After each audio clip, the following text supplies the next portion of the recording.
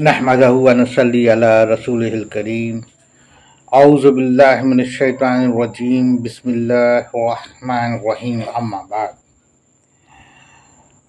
बरदरान नाज़रीन, मोहतरम हज़रात, अस्सलामु अलैकुम व रहमतुल्लाहि व बरकातुहू। मोहतरम अज़ीज़, आप सब कैसे हैं? उम्मीद करता हूँ खैरियत से होंगे। अल्लाह ताला हम सबको अपने हिफ्ज़ अमान में रखे। आमीन सुम्मा आमीन। मोहतरम, हम लोग जैसा कि कुरान पाक की तर्जुमा सुन रहे हैं, पढ़ रहे हैं, सुन रहे हैं, सुना रहे हैं। अल्हम्दुलिल्लाह अल्हम्दुलिल्लाह अल्हम्दुलिल्लाह। अल्लाह ताला के फज़ल करम से, आप सब की दुआओं से हम लोग रफ्ता रफ्ता जो है कि सूरे अत-तौबा पर पहुंच चुके हैं और तकरीबन आयत नंबर 57 तक हम लोगों ने लास्ट पार्ट में सुना था, पढ़ा था, सुना था। आइए अब हम लोग उसके आगे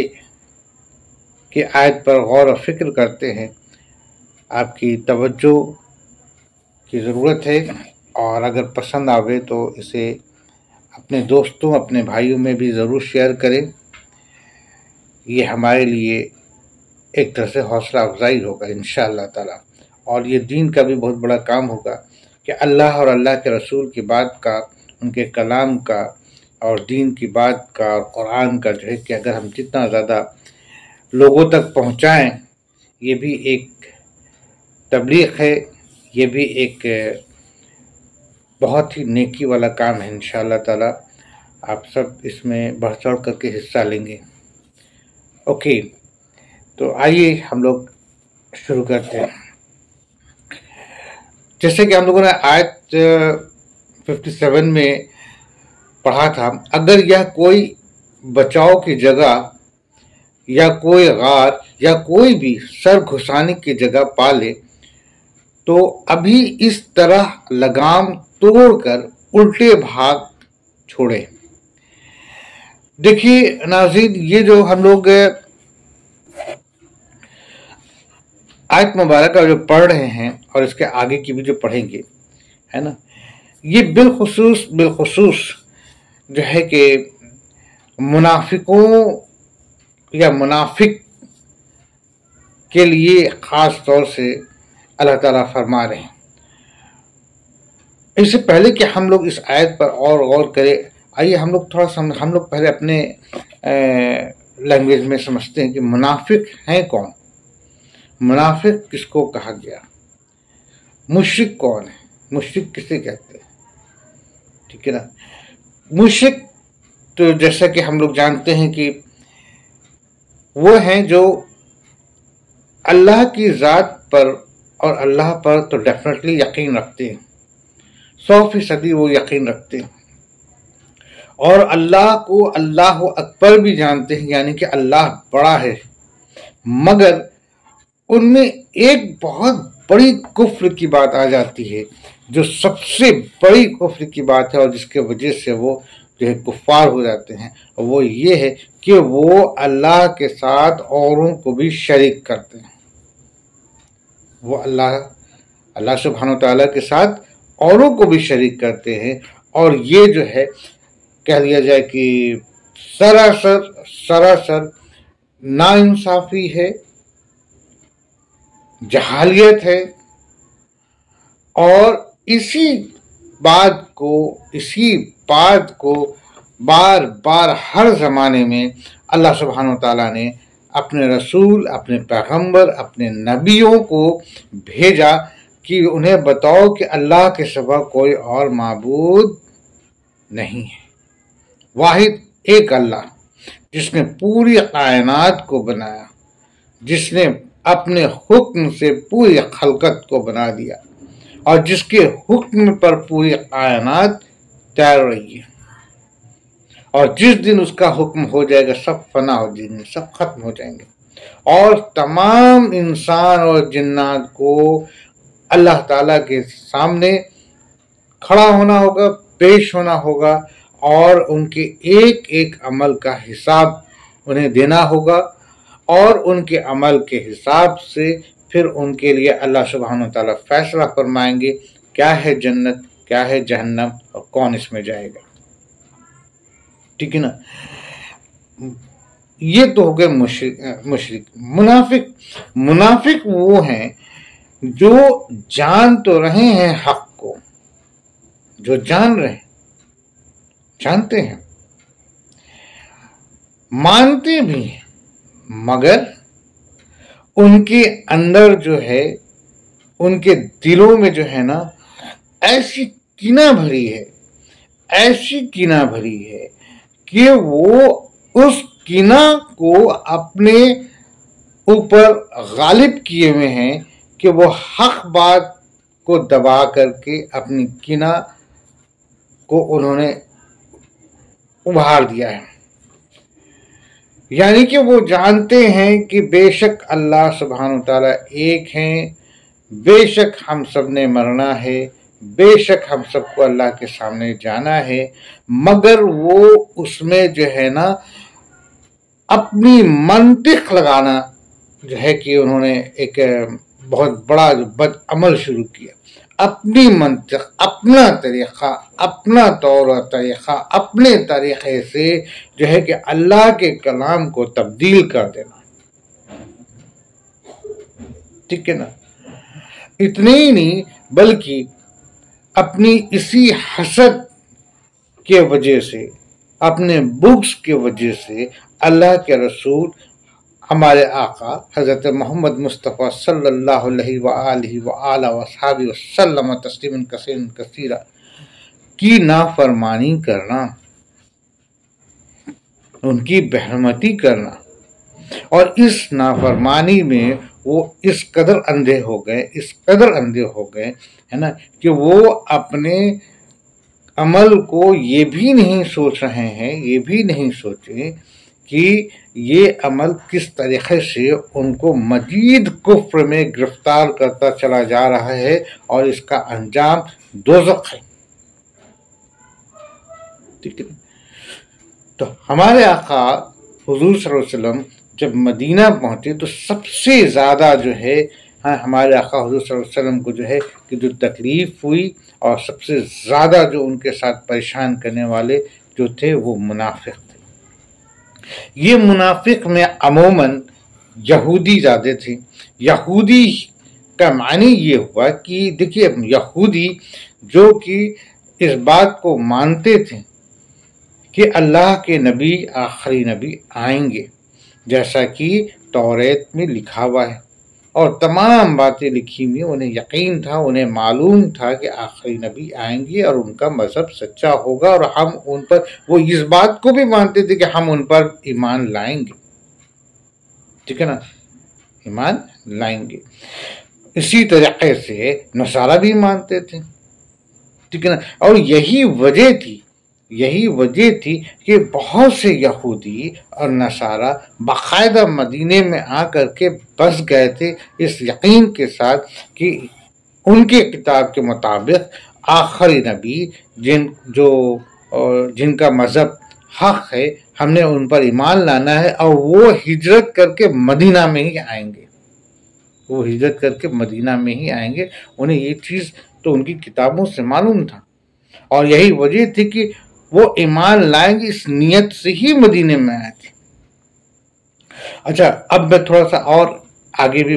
بتاتے چلوں تاکہ بات کو اور کلیئر کٹ ہو، کیونکہ آنے والی جو آیت ہے نا، اس آیت میں اللہ سبحانہ وتعالیٰ نے منافقوں کے بارے میں اور منافقوں کی جو باتیں ہیں وہ اس میں آگے ملیں گی، تو تھوڑا سا ہم لوگ ان کے بارے میں سمجھتے ہوئے چلے. تو ہم لوگ اس بات پہ تھے کہ وہ منافق، وہ یہودی یا نصارہ اس وجہ سے مدینے میں آئے تھے. اچھا، اور بہت زمانے سے مدینے میں رہتے یہ یہودیوں کے اندر ایک تھا مسئلہ یہ کہ یہ پڑھے لکھے تو تھے ہی، عموماً یہ پڑھے لکھے ہوا کرتے تھے، اور اس کا وہ غلط طریقے سے فائدہ اٹھاتے تھے. اب غلط طریقے سے فائدہ اٹھانے کا معنی یہ ہوا کہ انہوں نے اپنی جو دین کی باتیں تھی نا، اپنے جو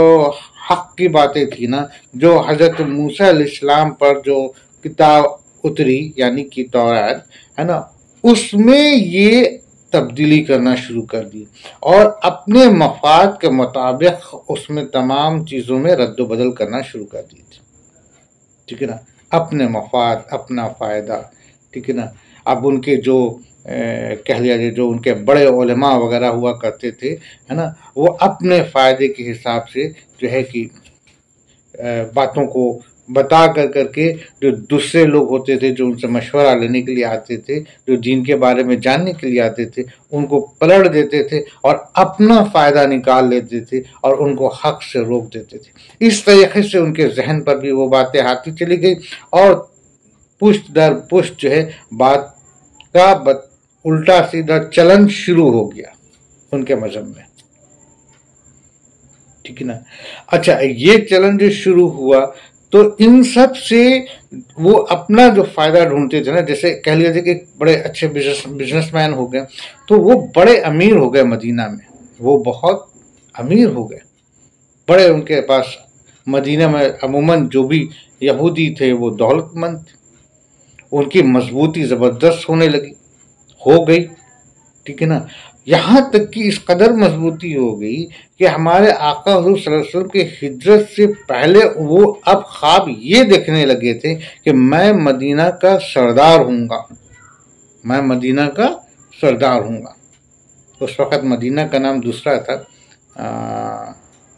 بائی دی وے یثرب نام تھا شاید، بائی دی وے میں کنفیوز ہو رہا ہوں ابھی۔ تو وہ جو ہے نا کہ وہ تو یہ خواب دیکھنے لگے تھے کہ میں مدینہ کا میں سردار ہوں گا، میں حاکم ہوں گا، اور ان کے بڑے مال اور دولت اور بڑے بڑے قلعہ ہوا کرتے تھے، انہوں نے اپنے تیار کر لیا تھا، ٹھیک ہے نا۔ بہرحال تو اب جب ہمارے آقا حضور صلی اللہ علیہ وسلم ہجرت کر کے مدینہ پہنچ گئے اور اس وقت مدینہ میں چند لوگ ایمان آلریڈی لا چکے تھے، اور مدینہ آنے سے پہلے حضور صلی اللہ علیہ وسلم نے جو اس سے پہلے عمرہ کرنے کے لیے مدینہ کے لوگ جب مکہ پہنچے تھے تو باقاعدہ حضور صلی اللہ علیہ وسلم نے ان سے وعدہ لیا تھا کہ جب میں آؤں گا تو تم جو ہے کہ میری بات کو مانو گے، اور بہت ساری مزید باتیں تھیں۔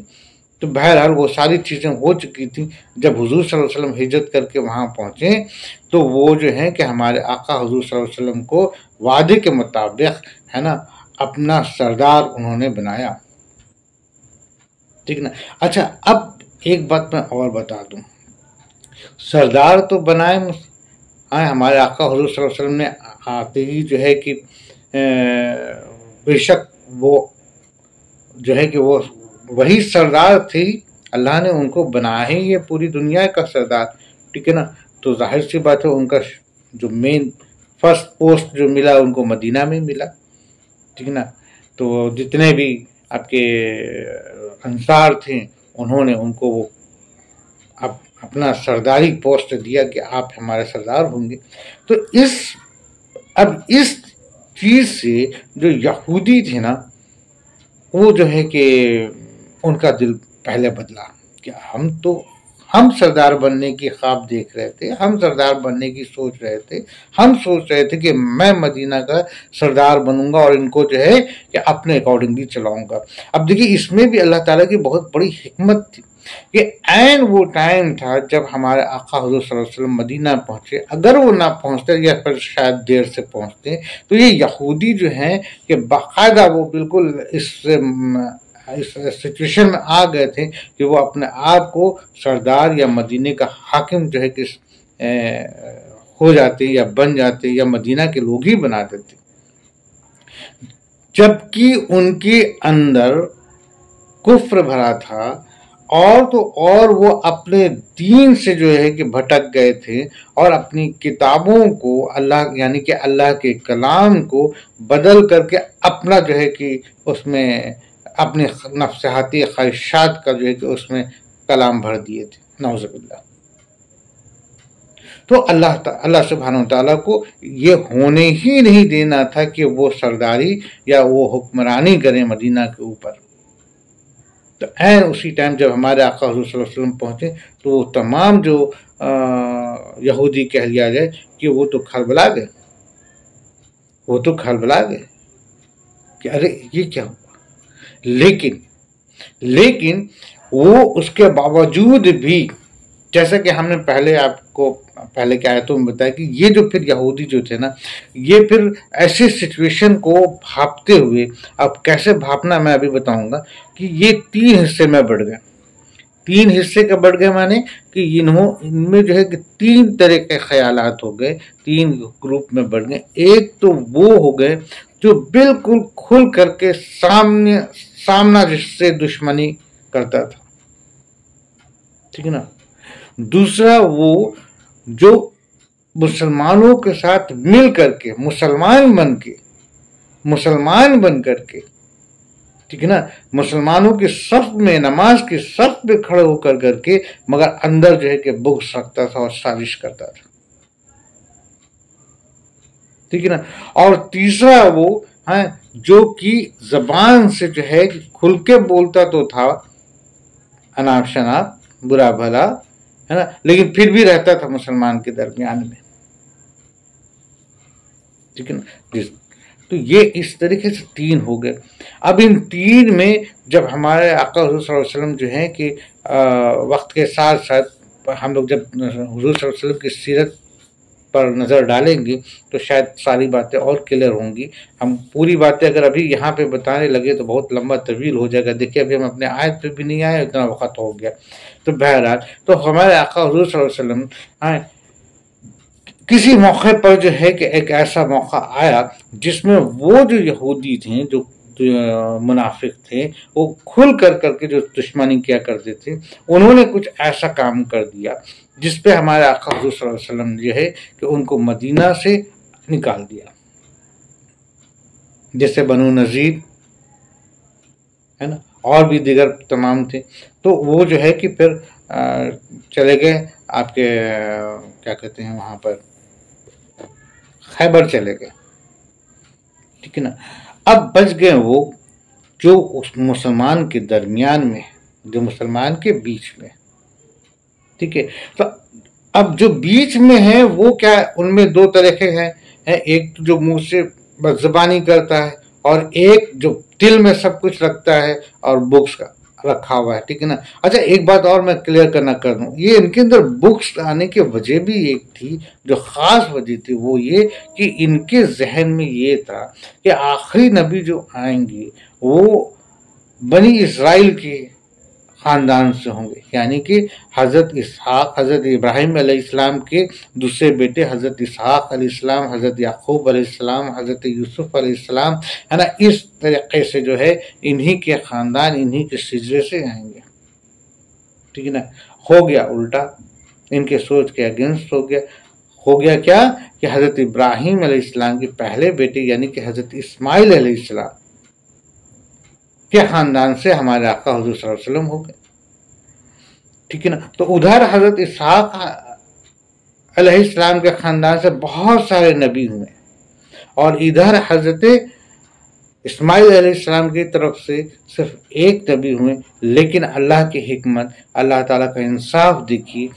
کہ یہ تمام نبیوں کے امام ہو گئے، تمام نبیوں کے امام یعنی کہ سردار ہو گئے، سب سے بڑے ہو گئے.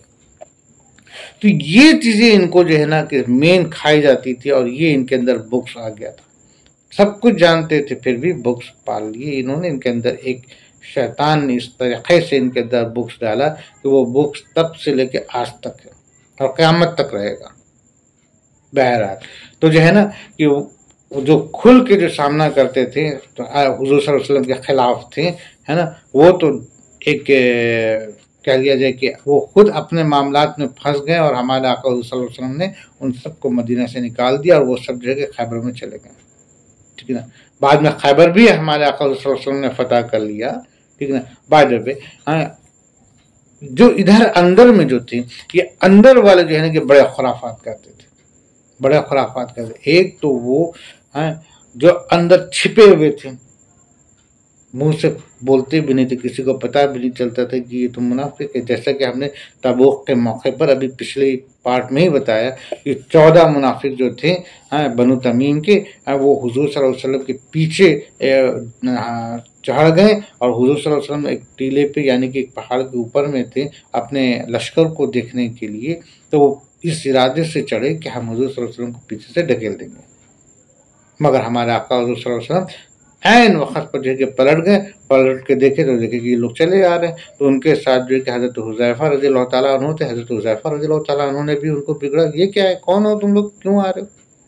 تو بہرحال ہمارے آقا حضور صلی اللہ علیہ وسلم نے ان حضرت حذیفہ علیہ السلام کو بتا دی کہ دیکھو یہ لوگ تھے جو ہمارے قتل کے نیت سے آئے تھے، مگر اللہ نے ان کے اندر ایسے ہیبت ڈالی کہ وہ بھاگ کھڑے ہوئے۔ بہرحال ٹھیک ہے نا، تو یہ اس طرح کی بات ہوئی۔ اس کے بعد وہ جو تھے باقی جو دوسرے ٹائپ کے جو منافق کہہ لیا جائے، یہودی جو تھے، وہ کیا کرتے تھے کہ وہ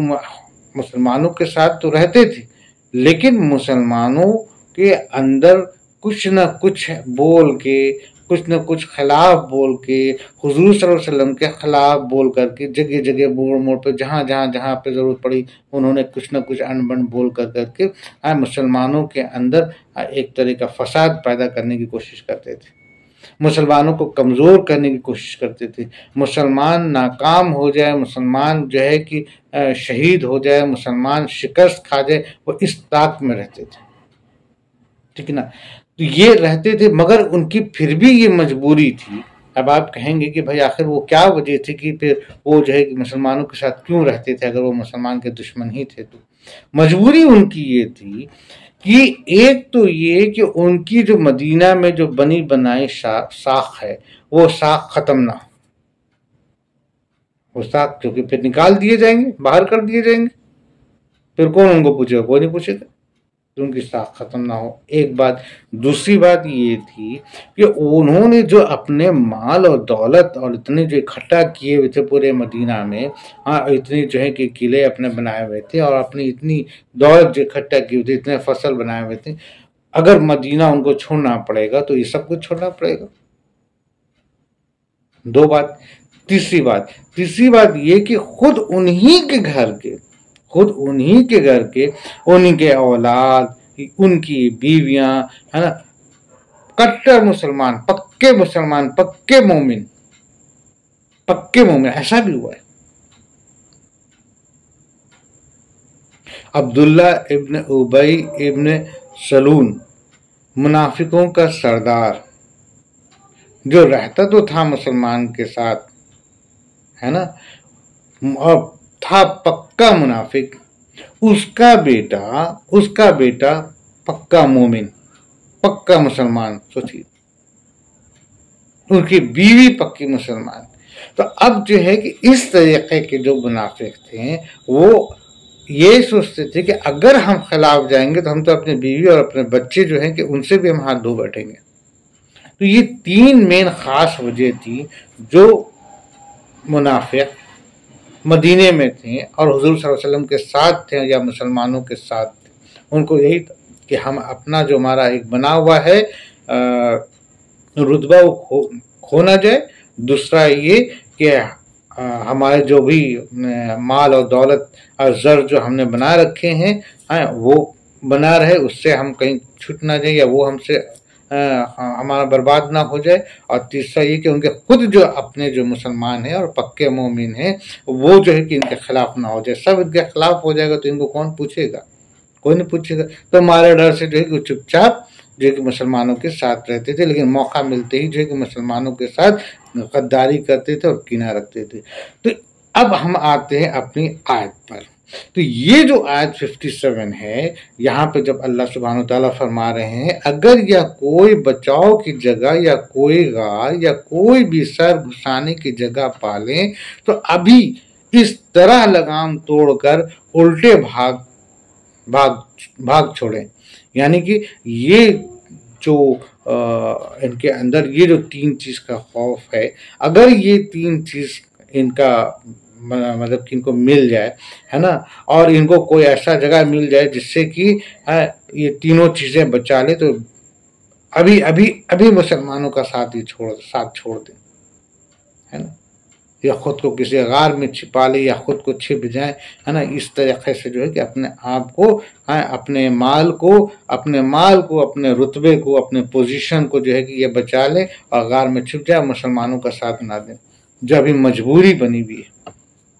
ठीक है, थोड़ा सा क्लियर हुआ, समझ में आया इंशाअल्लाह ताला। बहरहाल अब आगे की आयत पर हम लोग आते हैं। ये आयत तो हम लोगों ने पिछले पार्ट में देख लिया, अब आगे आते हैं, ठीक है ना। इनमें वह भी हैं जो खैराती माल की तकसीम के बारे में आप पर ऐब रखते हैं। सुनिएगा तवज्जो की जरूरत है इंशाअल्लाह ताला। इनमें वह भी हैं जो खैराती माल के तकसीम के बारे में आप पर ऐब रखते हैं, अगर उन्हें इसमें से मिल जाए तो खुश हैं, और अगर इसमें से ना मिला तो फौरन बिगड़ खड़े हुए। देखिए, ये बात अगर हम देखें तो और भी कई जगह पर हैं, मगर ख़ास तौर से ये आपके जो ग़ज़वा हुआ, ग़ज़वा हुनैन में बहुत सारा माल गनीमत मिला, मुसलमानों को बहुत सारा माल गनीमत मिला। हालांकि जो दुश्मन थे वो तो भाग खड़े हुए, मगर भागे तो ऐसा भागे कि उनकी तमाम चीज़ें रह गई, और वो माल गनीमत मुसलमानों को मिला। जब भी हुजूर सल्लल्लाहु अलैहि वसल्लम जो है कि उसको तकसीम करने से पहले बहुत इंतज़ार किए, बहुत लंबी वाक़या है। बहरहाल तो ये जो माल गनीमत मिला है ना, इसके तकसीम करने में, ठीक है ना, और भी दीगर कई ग़ज़वात हुए जिसमें माल गनीमत को लेकर के ये जो मुनाफिक जो थे ना, ये मुनाफिक इस बात को सोचते थे, या इस बात ये ख्याल करते थे, या इनके जहन में ये बात था कि इनको ज़्यादा से ज़्यादा माल मिले, ठीक है ना। एक तो बात ये हुई, इसके बाद की हम और बात बताएंगे इंशाअल्लाह ताला। वो दूसरी बात ये थी कि सदका ज़कात का मसला भी ये है, ठीक है ना। तो अभी फ़िलहाल हम यहाँ पर हैं कि ये जो माल गनीमत का जो माल होता था, जिसमें हमारे आका हुज़ूर सल्लल्लाहु अलैहि वसल्लम तकसीम करते थे, ठीक है ना, तो ये इस पर भी जो है कि वो मुनाफिक जो मुसलमानों के दरमियान में है और जो अनाप शनाप बोलते हैं, वो हुज़ूर सल्लल्लाहु अलैहि वसल्लम पर नौज़ुबिल्लाह इल्ज़ाम लगाते थे, है ना। इल्ज़ाम क्या लगाते थे कि मुझे जो है ये मिलना चाहिए था, मुझे नहीं मिला, उसे मिला, ठीक है। अब ये नाहक इल्ज़ाम ही था, क्योंकि ये जो मुनाफिक थे इनका ख्याल ये होता था कि मैं जो हूँ कि अगले से आला हूँ, बड़ा हूँ, तो मुझे ज़्यादा माल मिले। इनके अंदर ये लालच थी। जबकि हमारे आका हुज़ूर सल्लल्लाहु अलैहि वसल्लम जो भी माल गनीमत का माल तकसीम करते थे, वो इंसाफ के साथ, और उसके पीछे भी कुछ ना कुछ जो है कि हिकमत होती थी, फर्ज कीजिए कि जैसे कोई ज़्यादा ज़रूरतमंद है और उसका जो है कि इस्लाम में उसने बहुत ज़्यादा जो है कि ये क्या जद्दोजहद किया है, या फिर कोई नया मुसलमान है, या फिर कोई ऐसी कोई ख़ास बात होती थी, है ना, तो उन सब चीज़ों पर हुज़ूर सल्लल्लाहु अलैहि वसल्लम गौर करते थे। जबकि ये मुनाफिक जो हैं उनको सिर्फ अपने से मतलब होती थी, उन्हें कौम और इस्लाम इन चीज़ों से मतलब नहीं होती थी। वो चाहते थे कि बस मुझे ज़्यादा से ज़्यादा फ़ायदा हो जाए, ठीक है ना, मुझे ज़्यादा से ज़्यादा फ़ायदा हो जाए। अब जैसे तबूक का ही मामला हुआ, तबूक में मुनाफिक क्या किए कि वो जाने से ही इनकार कर दिया, कि उतने लंबा सफ़र हम नहीं जाएंगे, ठीक है ना। अब फर्ज कीजिए कि वहाँ से फिर अगर कोई भी मुसलमान माल गनीमत फतेह के बाद माल गनीमत लेके आता है, तो इसमें उनका क्या हिस्सा होना चाहिए? इंसाफ की बात कीजिए, नहीं होना चाहिए, ठीक है ना। अब उसमें अगर मुनाफिक ये सोचे कि मुझे नहीं मिला, या मुझे भी मिलना चाहिए, या उससे ज़्यादा मिला, मुझे कम मिला, तो ये एक ज़बरदस्ती का है ना, हुज़ूर सल्लल्लाहु अलैहि वसल्लम पर नाहक ऐब लगाते थे कि उनके साथ जो है कि नहीं उनको मिला, है ना। اور وہ اگر ان کو مل جائے تو خوش ہو جاتے تھے، اور اگر ان کو مل جائے تو خوش ہو جاتے تھے۔ ٹھیک اسی طرح سے زکوٰۃ کا بھی معاملہ آیا، خیرات و صدقہ کا بھی معاملہ آیا، جس میں جو ہے کہ وہ چاہتے تھے کہ زکوٰۃ مجھے بھی ملے، جبکہ وہ مال والے ہیں، ان کو زکوٰۃ تھوڑی ملے گا۔ زکوٰۃ کا تو باقاعدہ اللہ کا حکم ہے کہ کس کو ملے گا، ٹھیک ہے نا، مگر وہ جو ہے کہ چاہتے تھے کہ مجھے بھی حصہ ملے، ٹھیک ہے نا۔ تو یہ آیت میں یہی ہے کہ ان میں وہ بھی ہیں جو خیراتی مال کی تقسیم کے بارے میں آپ پر عیب رکھتے ہیں، اگر انہیں اس میں سے مل جائے تو خوش ہیں، اور اگر اس میں سے نہ ملا تو فوراً بگڑ کھڑے ہوئے، ٹھیک ہے نا۔ آگے کی آیت پہ غور کرتے ہیں۔ اگر یہ لوگ اللہ اور رسول کے دیے ہوئے پر خوش رہتے ہیں اور کہہ دیتے کہ اللہ ہمیں کافی ہے، اللہ ہمیں اپنے فضل سے دے گا، اور اس کا رسول بھی، ہم تو اللہ کی ذات سے ہی توقع رکھنے والے ہیں۔ یعنی کہ اللہ سبحانہ وتعالیٰ اس آیت میں فرماتے ہیں کہ یہ جو منافق، یہ جو لوگ ہیں، ہے نا، یہ جو اس طریقے کا جو ہے کہ اپنے آپ کو کہہ لیا جائے کہ اپنے لالچ میں آ کر کے حضور صلی اللہ علیہ وسلم پہ عیب لگاتے ہیں، نعوذ باللہ، ہے نا، یہ اگر ایسا سوچتے ہیں کہ بھائی ٹھیک ہے، میرے لیے میرا اللہ کافی ہے، اللہ کے رسول کافی ہیں، جو ان کا فیصلہ، جو ان کو طریقہ، جو انہوں نے بتایا، جو انہوں نے کہا، یہی صحیح ہے، یہی حق ہے، مجھے اس سے بڑھ کر کے کچھ نہیں چاہیے، ٹھیک ہے نا، صحیح کہہ رہا ہوں نا، ٹھیک ہے نا، ایسا ہی ہے نا کچھ۔ بہرحال اگر ہم سے کچھ غلطی ہو جائے تو اللہ معاف فرمائے، آپ بھی معاف فرمائے ہمیں، ٹھیک ہے نا۔ تو یہاں پر اللہ سبحانہ وتعالیٰ یہ فرما رہے ہیں کہ اگر یہ لوگ اللہ اور رسول کے دیے ہوئے پر خوش رہتے ہیں، ہے نا، اور کہہ دیتے کہ اللہ ہمیں کافی ہے، اللہ ہمیں اپنے فضل سے دے گا، ٹھیک ہے نا، اور ملتا ہی رہا ہے، اگر یہ اللہ کا شکر ادا کرتے تو دیکھا جائے تو ان کو فائدہ ملتا ہی رہا ہے۔ بہرحال ہاں کافی ہے، اللہ ہمیں اپنے فضل سے دے گا، اور اس کا رسول بھی، یعنی کہ یہی تو بات تقویٰ کی آتی ہے نا، کہ اللہ اور اللہ کے رسول پر یقین کرنا، ٹھیک ہے نا، اس کا رسول بھی، ہم تو اللہ کی ذات سے ہی توقع رکھنے والے ہیں، اگر وہ ایسا کہتے ہیں، ہے نا، ایسا کہنا چاہیے تھا ان کو، ٹھیک ہے نا۔ اب آگے اللہ سبحانہ وتعالیٰ کیا فرما رہے ہیں، کہہ رہے صدقے صرف فقیروں کے لیے۔ اب دیکھیے یہاں پہ بات وہی زکوٰۃ اور جو صدقہ ہے نا، اس ریگارڈنگ اللہ تعالیٰ فرما رہے ہیں، کیا فرما رہے ہیں، صدقے صرف فقیروں کے لیے ہیں، ٹھیک ہے نا، مسکینوں کے لیے ہیں، اوکے، صدقے ہے نا، صدقے یا زکوٰۃ لے کے چلیے صرف فقیروں کے لیے ہیں، اور مسکینوں کے لیے، اور ان کے وصول کرنے والوں کے لیے، یعنی کہ جو وصول کرنے والے ہیں، ہے نا، ان کے لیے، ٹھیک ہے نا، کلیئر ہے نا، اوکے، اور ان کے لیے جن کے دل پر چائے جاتے ہوں، یعنی کہ جن کا دل خوش ہو جاتا ہو، ہے نا، اور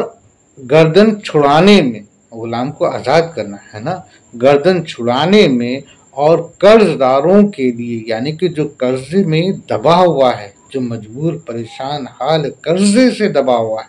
ہے نا، کہاں گیا، گردن چھڑانے میں اور قرض داروں کے لیے، اور اللہ کی راہ میں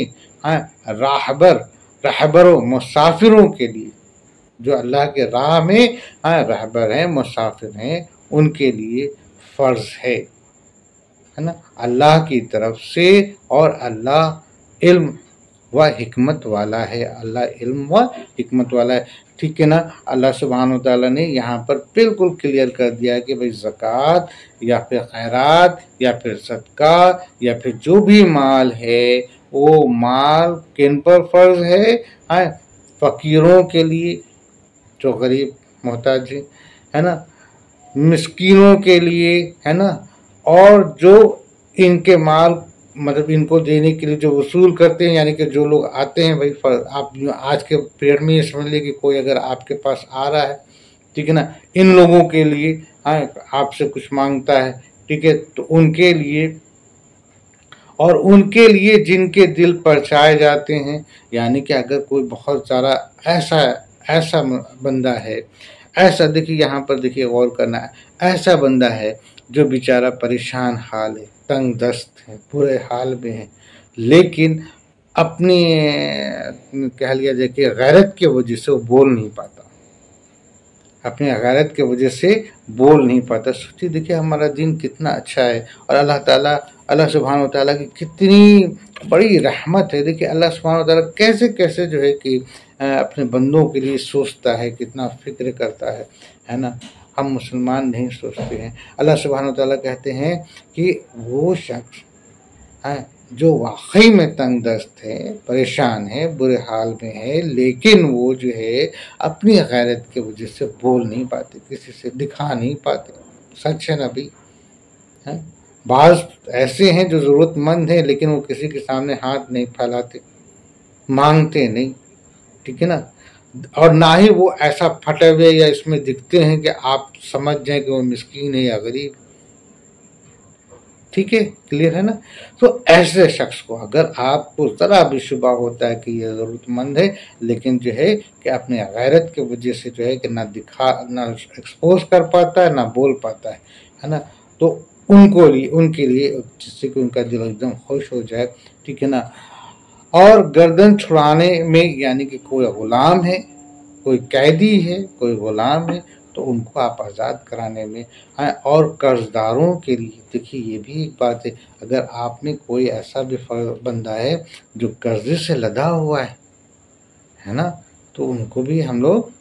दे सकते हैं, है ना, कर्जदारों के लिए, ताकि वो कर्जे से उनसे छुटकारा मिले। भाई कितने लोग तो बेचारे इस कर्जे की वजह से क्या से क्या कर जाते हैं, अल्लाह रहम फरमाए। तो हम मुसलमानों को चाहिए कि इस बात का ख्याल करें, कोई अगर कर्जदार है, कर्ज अदा नहीं कर पा रहा है, तो ऐसे हालत में हमें उसको ये जो है कि अल्लाह का हुक्म है कि मदद करना चाहिए, ठीक है ना। तो कर्जदारों के लिए और अल्लाह की राह में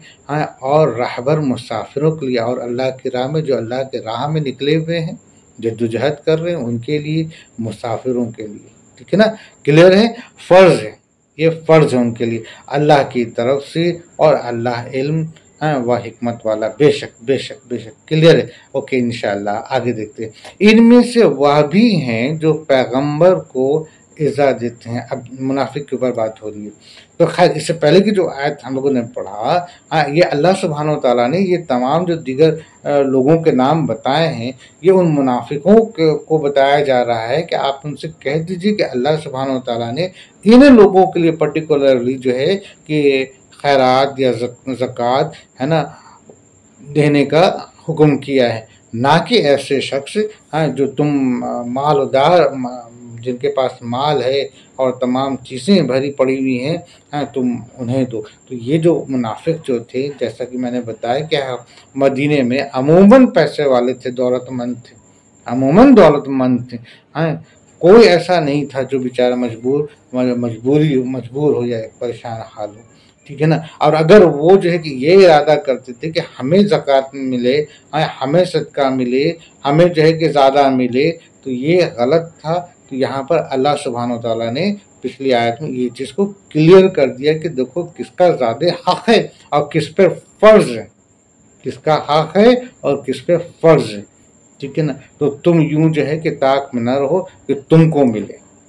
ठीक है। आई थिंक यहाँ पर सारी बातें क्लियर हो गई होंगी। तो अब अल्लाह सुब्हानहू व तआला क्या कह रहे हैं, इनमें से वह भी हैं जो पैगंबर को इज़ा देते हैं, वह भी कौन, मुनाफिक, है ना, और कहते हैं कान का कच्चा है, नाउज़ुबिल्लाह, ठीक है ना। आप कह दीजिए कि वह कान तुम्हारे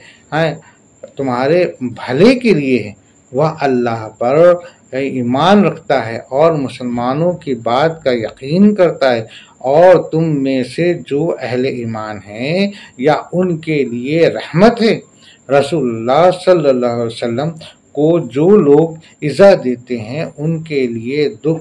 की मार है। کیونکہ اللہ سبحانہ وتعالیٰ یہاں پہ فرما رہے ہیں کہ ان منافقوں میں، جیسا کہ میں نے بتایا کہ ایسے منافق تھے جو بے وجہ فضول ایسی باتیں کرتے تھے جو تکلیف دہ ہوتی تھی. تو ہمارے آقا حضور صلی اللہ علیہ وسلم کے بارے میں بھی وہ جو ہے کہ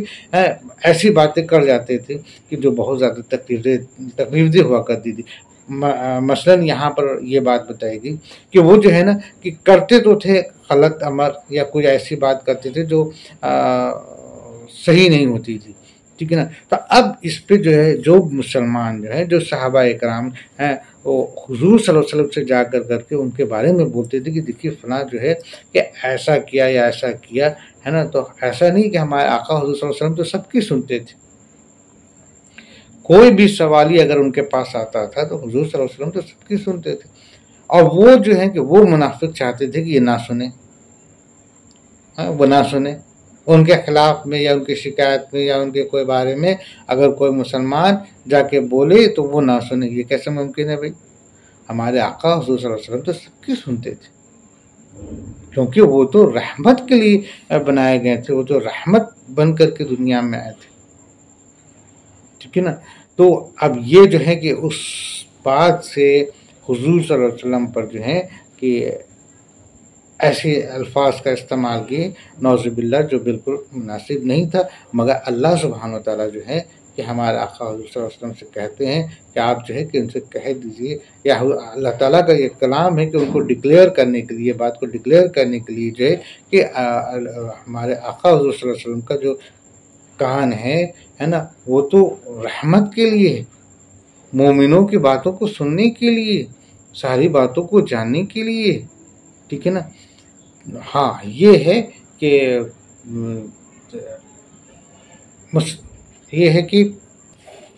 یہ ہے کہ وہ کسی بھی بات کو نظر انداز نہیں کرتے تھے،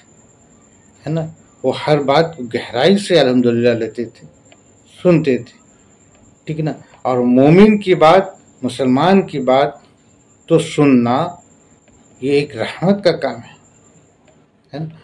جبکہ منافق چاہتے تھے کہ وہ نہ سنے، ہاں وہ اگر کوئی مسلمان جائے ان سے کہنے تو وہ جو ہے کہ انہیں ہٹا دیں، تو ایسا ممکن نہیں تھا. اللہ سبحانہ وتعالیٰ نے صاف کہہ دیا کہ ان کے کان بھی رحمت کے ہیں، ان کے کان بھی رحمت کے ہیں، ہے نا. آگے ہم لوگ دیکھتے ہیں، آگے کی آیت میں اللہ سبحانہ وتعالیٰ کہتے ہیں محض تمہیں خوش کرنے کے لیے تمہارے سامنے اللہ کی قسمیں کھا جاتے ہیں، حالانکہ اگر یہ ایماندار ہوتے ہیں تو اللہ اور اس کے رسول رضامند کرنے کے زیادہ مستحق تھے. یعنی کہ یہ جو ہے نا یہ منافق ہے نا صرف باتوں سے جو ہے آپ کو خوش کرنا چاہتے ہیں، اور وہ جھوٹی قسمیں کھا کر کے آپ کو خوش کرنا چاہتے ہیں، جبکہ ان کے عمل میں ایسا نہیں ہے، ان کے کردار میں ایسا نہیں ہے. اگر وہ واقعی میں آپ کو جو ہے کہ خوش کرنا چاہتے ہوتے ہیں وہ عمل اور اپنے کردار سے آپ کو راضی کر لیتے ہیں، ہے نا. بات یہاں پہ وہی تبوک کی ہو رہی ہے جب تبوک میں بہت سارے منافق نہیں گئے اور ہمارے آقا حضور صلی اللہ علیہ وسلم فتح یاب ہو کر کے مدینہ پہنچے تو یہ منافق جو ہے کہ قسم کھا کر کے حضور صلی اللہ علیہ وسلم کو جو ہے کہ خوش کرنے کی کوشش کر رہے تھے. مگر اللہ نے کہہ دیا کہ آپ ان سے کہہ دیجئے کہ یہ جو ہے کہ محض تمہیں خوش کرنے کے لیے تمہارے سامنے اللہ کی قسمیں کھا جاتے ہیں، حالانکہ اگر یہ ایمان والے ہوتے ہیں تو اللہ اور اس کے رسول رضامند کرنے کی زیادہ مستحق تھے، ٹھیک ہے نا. آگے دیکھتے ہیں، آگے کیا یہ نہیں جانتے کہ جو بھی اللہ کی اور اس کے رسول کی مخالفت کرے گا اس کے لیے یقیناً دوزخ کی آگ ہے جس میں وہ ہمیشہ رہنے والا ہے، یہ زبردست رسوائی ہے. اللہ سبحانہ وتعالیٰ کیا کہہ رہے ہیں کہ کیا یہ نہیں جانتے جو بھی اللہ کی اور اس کے رسول کی مخالفت کرے گا اس کے لیے یقیناً دوزخ کی آگ ہے جس میں وہ ہمیشہ رہنے والا ہے، یہ زبردست رسوائی ہے. تو یہ جو منافق ہیں جو اس طریقے کے حرکت کرتے ہیں اور اس طرح کا من میں دل میں بغض رکھتے ہیں اور جو اس طریقے سے زبان استعمال کرتے ہیں، بعض جو ہے کہ قسمیں کھا کر کے جھوٹی قسمیں کھا کر کے آپ کو خوش کرنے کی کوشش کرتے ہیں، بعض جو ہے کہ آپ کے اوپر الزام لگا کر کے آپ کے اوپر بہتان باندھ کر کے اور آپ کو غلط ثابت کرنے کے لیے جو ہے کہ سازش کرتے ہیں یا اپنی زبان چلاتے ہیں، ہے نا۔ تو یہ سب سن لیں کہ ان سب کے لیے زبردست دوزخ ہے اور دوزخ کی آگ ان کے لیے تیار ہے۔ بہرحال تو ناظرین، ہم لوگ یہاں پر ابھی فی الحال بریک کرتے ہیں، انشاءاللہ پھر باتیں ہوں گی۔ یہ ہم لوگوں نے آیت نمبر 63 تک دیکھا۔ صدق اللہ عظیم۔